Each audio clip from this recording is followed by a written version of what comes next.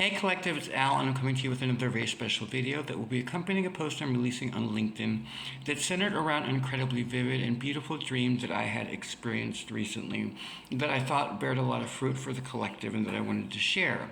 But one of the things that happens when you try to condense something into a 3,000 word count format is that you sometimes have to leave out details that may be relevant to different people at different levels within the academy, right?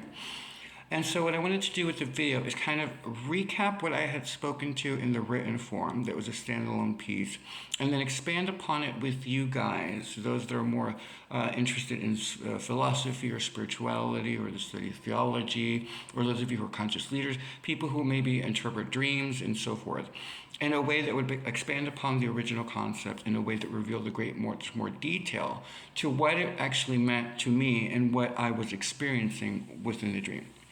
And so, to recap it rather quickly, what had happened was I had awakened in a field of flowers. But when I first awakened in it, it was so vibrant and almost Wizard of Oz-ish, that I wasn't quite aware of whether it was a garden or whether it was a bouquet. But as I began to focus upon the flowers themselves, I quickly realized that it was part of a garden and that there were faces attributed to the stem of the blossoming flower. And as I looked very closely, I began to identify very key people within our collective consciousness that have added something towards the expansion of our evolution. And there were people like, there was Aristotle's face on one of the flowers, and it was blossoming. And then there was Plato, and then there was all of the great leaders that have come before us who walked the very same halls that we do, as aspirants and as disciples and as all of that thing. And those of us within the academy that now walk these halls in our attempt to break free and liberation and so forth. And so, but it was them, it was their faces attributed to these beautiful flowers. But what caught my eye and made me understand what it was that I was looking at and the relevance to how it played out into what we had been working on and working with in the past few posts that we've been sharing is the fact that I identified the face of the author to the color purple.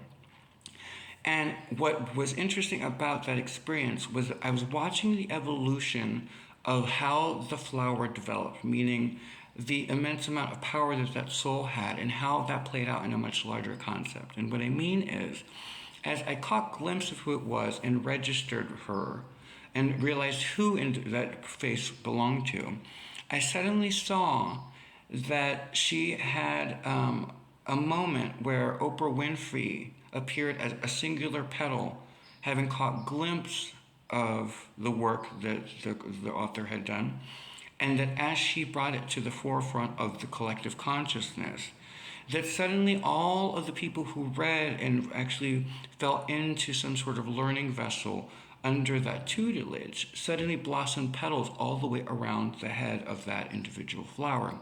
And suddenly there was a huge purple flower staring directly at me that suddenly began to breed other purple flowers. And it was a ripple effect that came from a singular author who did something incredible.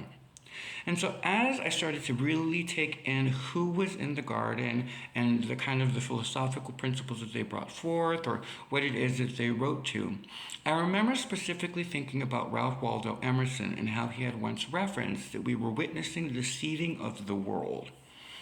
But that I had always wondered what would happen beyond that, because a seed eventually breaks through the soil, through the earthly plane. It grows its sprout as it heads towards the light, and upon finding the light, blossoms with the petals around it, something that had been neglected in the earlier statement. So I wondered if what I was witnessing was that experience. But as I took in the different areas, as you may have noted in the written form, I didn't quite speak to the fact that there were kind of neighborhoods, right? So there were really important leaders and conscious beings that belonged to a certain part of the garden.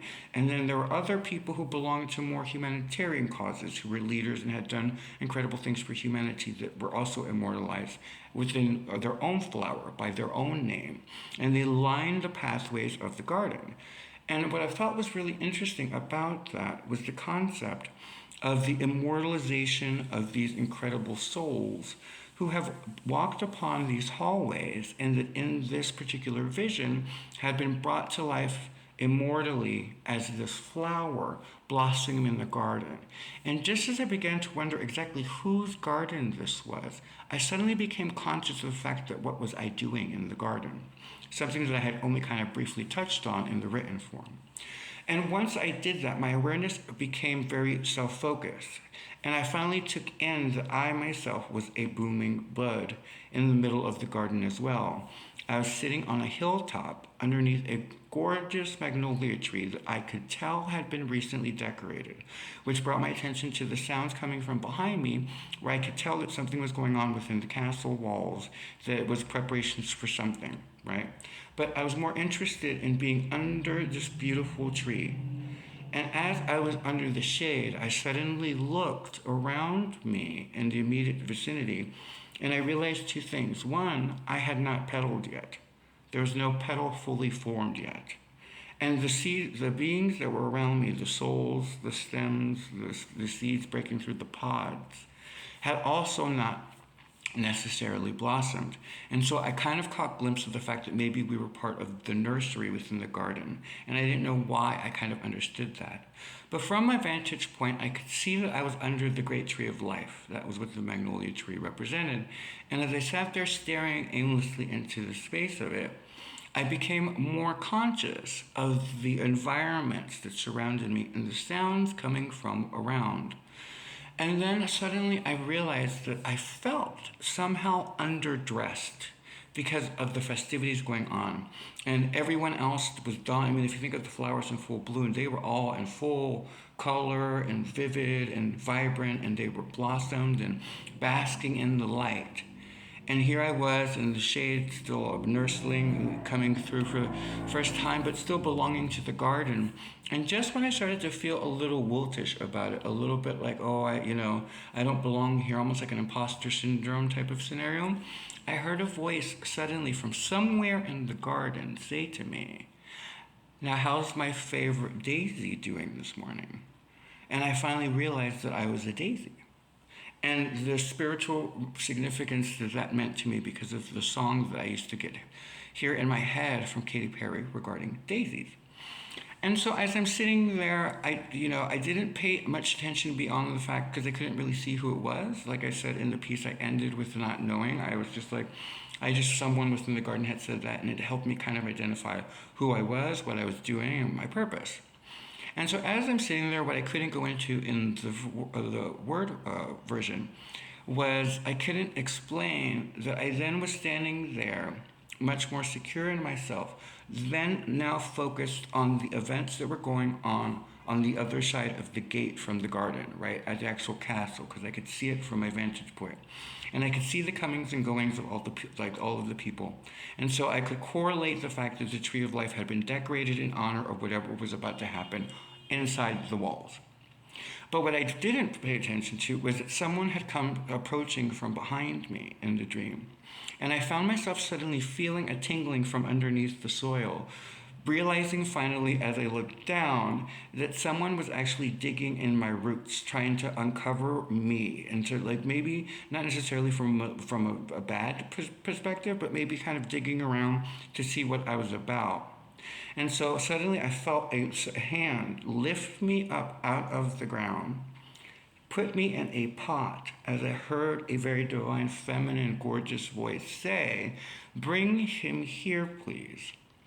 So I'm whisked away to another vantage point where I thought I was going away from the festivity, only to find myself front row on the inside of the gate in the garden. So not only had I moved from all the way from the hill, but I had been hand-delivered to a divine feminine figure who wanted me in a specific spot where I could see inside the gate. Now, instead of it being at a distance, I'm actually on the inside.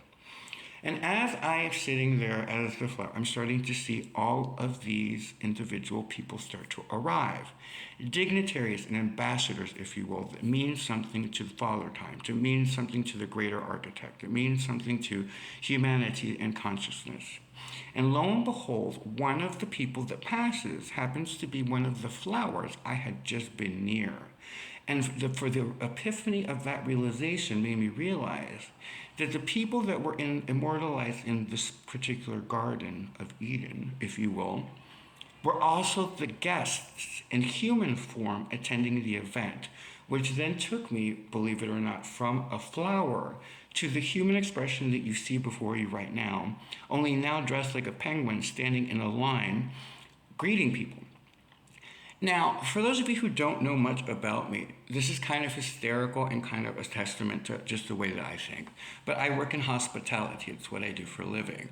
So my uniform is typically almost always the black on white or white on black, meaning that I always have black slacks, either a bow tie or a long tie, a white dress shirt, and either a jacket or a sweater vest, depending on how formal or informal the event is.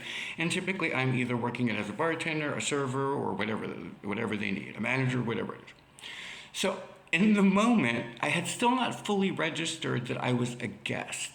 What I interpreted that I was working the event. So I'm thinking I'm standing in this line greeting people because I am somehow playing like some sort of event host or whatnot. And it isn't until I finally see somebody that I recognized who calls me by name and says, "Are you coming?" that the anxiety and dread of the realization that I was not only in the garden, but I was somehow invited to this most amazing event blew my mind. So in the dream, I'm starting to stir physically. I can feel the physical body, Al, starting to become excited and a little anxious by the dream and the symbolism and everything going on. But it doesn't always make sense when you're having the dream. So the next thing I know, I'm now being ushered in by my own particular person, and he's taking me down saying, I'm thinking I'm going to be in the back of this frickin' thing. No, I'm not in the back.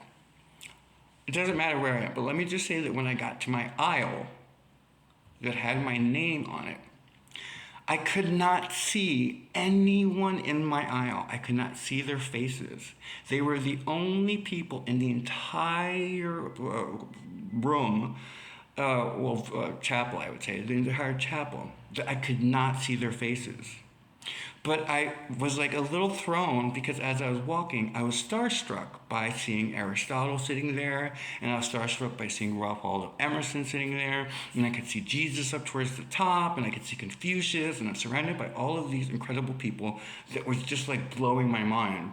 And so I didn't realize that whoever my partner is grabs my hand and says, I was getting worried about you. I thought you were going to like chicken out of coming in. And I'm like, I would miss this for the world. I can't believe this. And I'm all excited. And suddenly I hear the same divine feminine who had hand selected me in the garden. I hear her voice say, oh my God, she's ready. It's time. Gaia's coming. So I'm in the dream.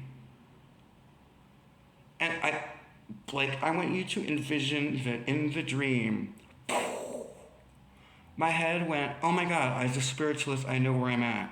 And I was immediately grounded into a spiritual experience that for those of you who are more advanced in spiritual studies will understand why it was so significant to me to hear her particular name at this particular time in history during this particular transition, and the fact that I had somehow gotten into this particular ceremony, if you will. So I'm like, things are going off, all this stuff, and I suddenly pull myself, my body starts to fully react. So the last image I see is apparently, it skips a couple things, and instead of seeing the full coronation or whatnot, what I actually witness is myself then, the last image I see before I'm fully coming conscious, is me standing behind a bar in one of the rooms to the castle with only the boys. Now, these particular boys, I'm not going to go into who they are because I don't know them in person as of yet. I don't know if I ever will meet them, but this is like a boys group. And somehow, I was standing behind the bar, and again, firstly thinking that I must be working the event after the event or whatnot, not realizing that I was part of the poker game that had been playing, but that I was making cocktails for the others, as there was something playing on the TV behind us. And what was hysterical about it is it reminded me of like one of the previous posts I had spoken to where I had even addressed, I forgot who it was, I think it was Lex, where I specifically said something to one of the podcasters out in the world that's one of the best. I had mentioned, had he ever thought about expanding his podcast to include a more panel discussion? And here in the dream, it's happening, only it's informal, and everybody's kind of like halfway, like some sort of disheveled from the monkey suit that we had been in, right? Because we were all in tuxedos. So I had my bow tie off to the side. I think I was dangling from my earring or like from my ear. And, everybody, like one guy was in his vest and stuff like that. And we're all still, we're in different aspects of full dress, right? And so suddenly, as I'm looking at it, I'm listening to the conversation that's happening between the fellas. And I'm laughing, but I kid you not, I could not stop trying to focus on what was playing in the TV behind me, or behind us, right? And I could hear it, and I finally heard this, and this is what made me finally wake up. You come to me on the eve of my daughter's wedding, you ask me for a favor, and I realized that they had been watching The Godfather. And so suddenly the last thing I remember before I fully jumped up in full cognizant behavior was I saw the yin-yang symbol in circulation moving, like a wheel turning, where the white and black of the yin-yang, where it's now in a dance, and it was in motion. I wake up fully, as Al, obviously. I'm now fully confused as to what the hell I was just doing. I didn't completely understand it, but I look over at the clock. I see that I'm running a little bit late for work, so I jump out, still dizzy, honestly feeling as though I was hungover, even though I had not physically drank anything. It was just a byproduct of having been in the dream and having known that I had had a couple cocktails in the dream. So I was a little confused by what was happening. I get up, I run to the bathroom, I'm getting dressed, I'm trying to figure everything out. I'm trying to make sure I get there on time. I'm like shaving and doing all this stuff, but like many of you, as you get dressed, especially if you're running a little late, you either put music on or you put some sort of stimuli in order to get your brain active and get you in alignment for your day. So, seeing as you guys know, I can't stand news media, and I find them to be a big ball of bullshit. I don't ever put them on, because I just feel like if I want to know negativity, I'll just go outside and I'll find it. Like, I don't need people coming into my house and bringing me their lies and manipulation. So I decided to find something fluffy, and the first thing that popped up on my feed was a tarot reader that I particularly enjoy by the name of Saltwater. I can't remember Saltwater something or other, but it's Missy, right? And it's the first thing that pops up. And she's an intuitive that I just get the biggest kick out of. She and I are similar vibrations. She swears like a sailor. She tells you like it is. And if you don't like it, she tells you to fuck off. So for me, I'm all about it. I live for it. So she's in the background. I'm brushing my teeth. I think I'm getting ready like everyone does. And I'm about to turn the shower on. And I kid you not, this is what I hear in the 3D real world. Missy say, out of nowhere, she suddenly says, as I'm finishing brushing my teeth and I'm spitting out, she says, like I've always told you guys, flowers don't dream of bees. They just blossom and the bees come.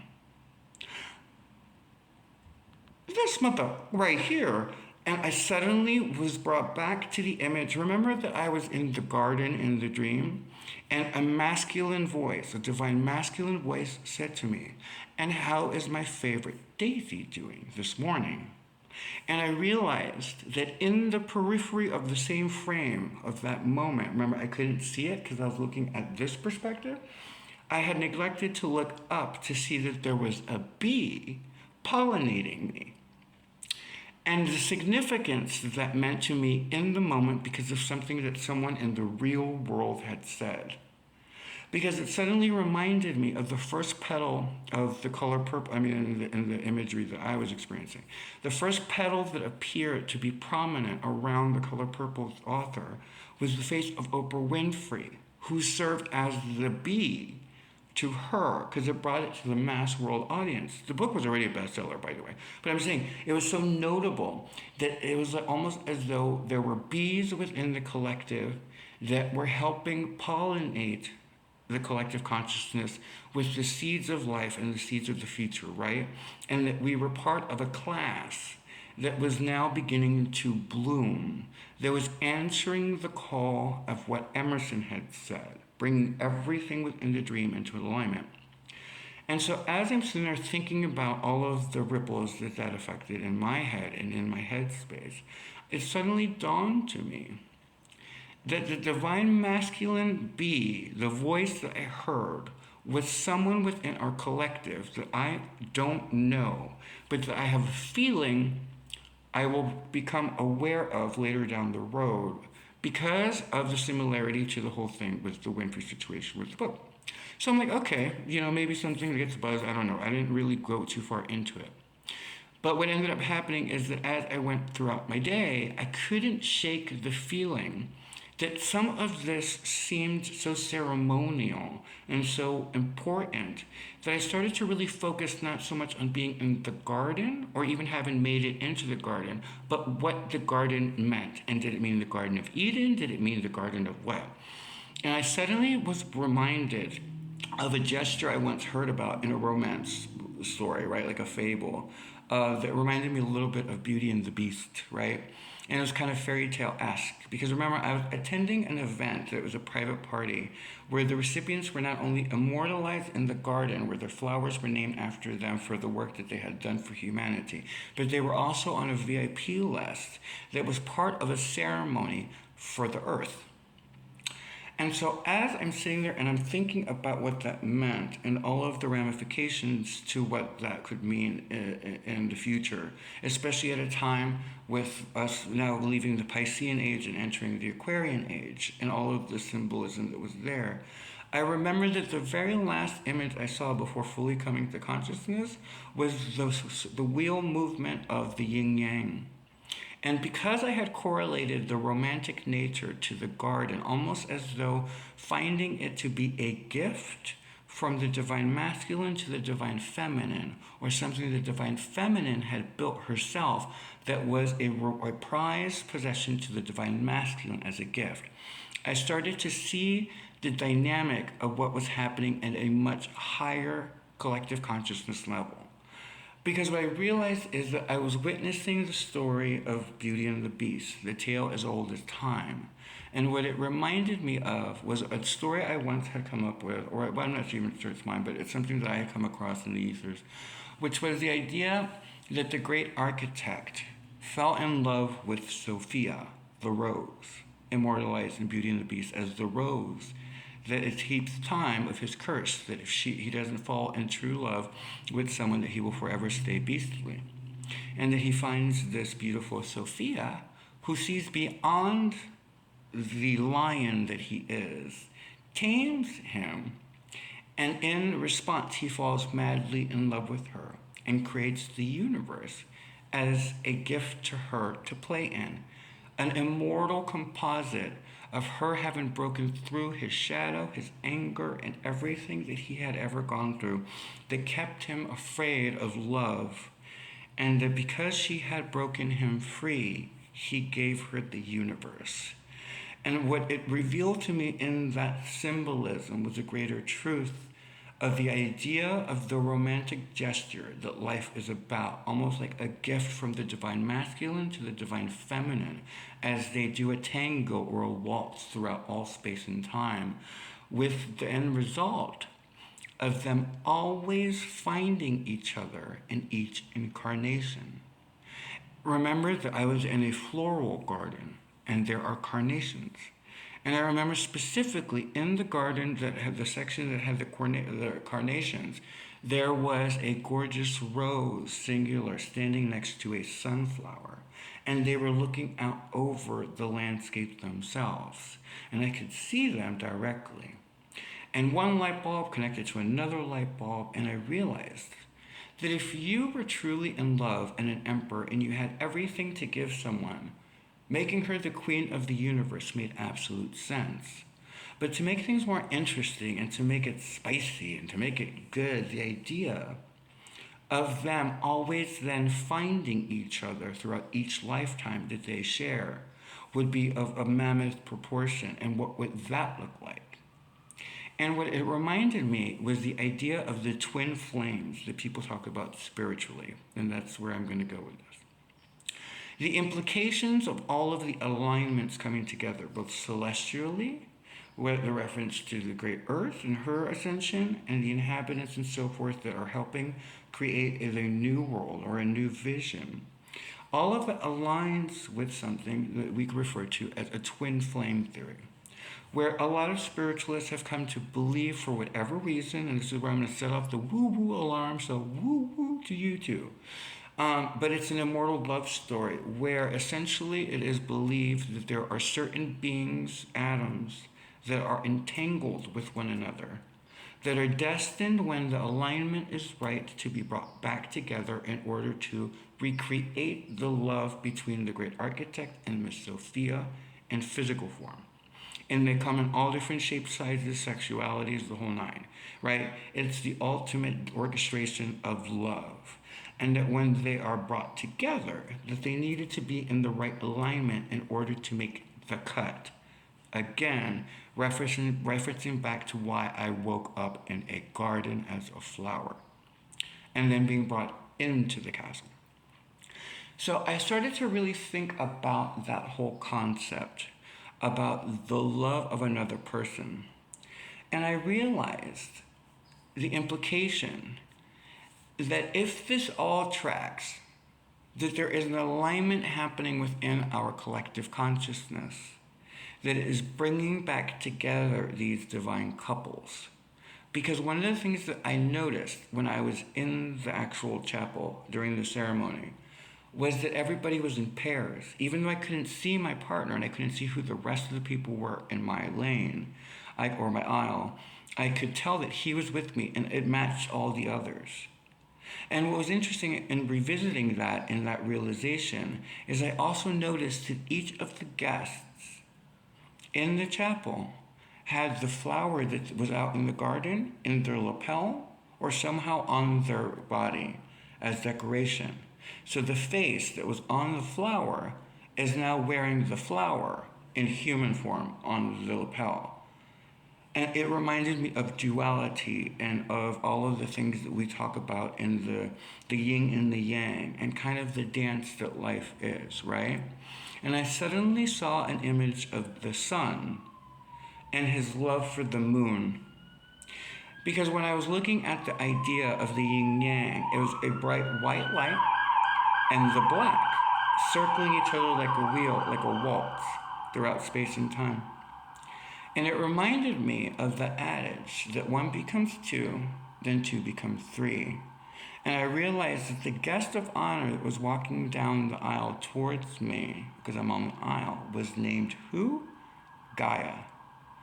And I really thought about the celestial importance to what is going on in the world right now with all of the solar, the eclipses and all of the things, and there's a comet, and then there's there's a lot going on. And then it finally dawned on me, it's also Easter. And I was thinking of all of the symbolism that came from this one vivid dream and the ramifications of what it implied for those of you that this will affect, that are in divine unions. Because the implication was that it's almost like in order to get into this and on this list, that you must have harmonized your own divine masculine and feminine qualities in order to attract your mate, your divine kingdom mate. And that in doing that, what you produce into the world becomes so legendary that you are immortalized in the Garden of Eden because of the service for humanity that you do.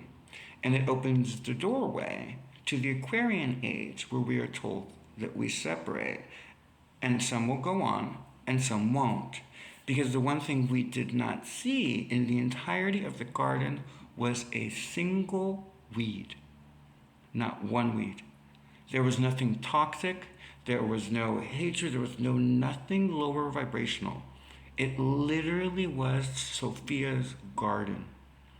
And as I sat in that beauty, in that headspace, I suddenly became increasingly aware of the divine feminine energy and kind of a lot of the things that the divine feminine has had to endure in the process of finding her way through the ascension ladder and finding her way to the garden gate. And one of the byproducts of that moment, which you're going to find hysterical, is that things cross my desk, my etheric desk, that are not mine to hold, but occasionally one of them will glimpse me and I will get pissed off about it and I will address it. So In the divine union, there's an entanglement between two twin flames. The theory is that they were created to mirror each other throughout all space and time, and that when they're brought together, they harmonize and temper each other so as to actualize something that the great architect has a vision for that they are supposed to do in life. That is the theory. But what crossed my desk was that as this procession hits and all of this is brought together, that some of the divine masculine men get triggered because she, the divine feminine, having done all the work and having gotten to the gate on her own because he, fuckery or he got scared or whatever the issues were that blocked him from reaching out to her, that she gets there. And so because she's already on the list, that he thought that he would then get immediate access to this. And for whatever reason, as enlightened as I was and feeling just fantastic, I don't mean like enlightened, although possibly, but I'm talking about just like lighthearted as I was, I immediately went like a hawk down. I went, excuse me? So you're telling me, and I went off on this tangent that was so hysterical that I will do a separate video on, but suffice it to say that because he changes his mind, she's supposed to change her fucking mind? I got mad, right? And so I grounded my energy back. It took about 10 minutes of me on my little diatribe about how unjust that was and all this big bag of bullshit and blah, blah, blah, blah, blah. And then when I came back to it, I could not stop laughing. Because that's not what we're talking about, right? That is the lower vibration of people who don't do the work and try to cheat the system by then going after the divine beings that did do the work. And then they want to gain access to these VIP lounges that are only accessible to the people who actually did their homework and paid their penance and all that stuff. And so it was kind of amusing to me that was going on in the periphery of it, right? And so as I sat there and kind of dealt with that and kind of the repercussions that brings with all the loopholes and like the higher realms about, like, I started to ask questions. I'm like, wait a minute. So if she doesn't say yes, that means that she doesn't get her happy ending? No, that's not fucking fair. And so it was like a really great way to open me up to something that was a little bit more controversial, but in a beautiful way. And I was left feeling love, right? Because in the reality check, when I finally grounded myself, which is what the flowers meant, grounding divine energy into the earthly plane and sprouting the seeds that you are given in order to grow your kingdom in heaven, I realized that in the dream, my husband was already with me. It was already a done deal. They just wouldn't let me see who it was.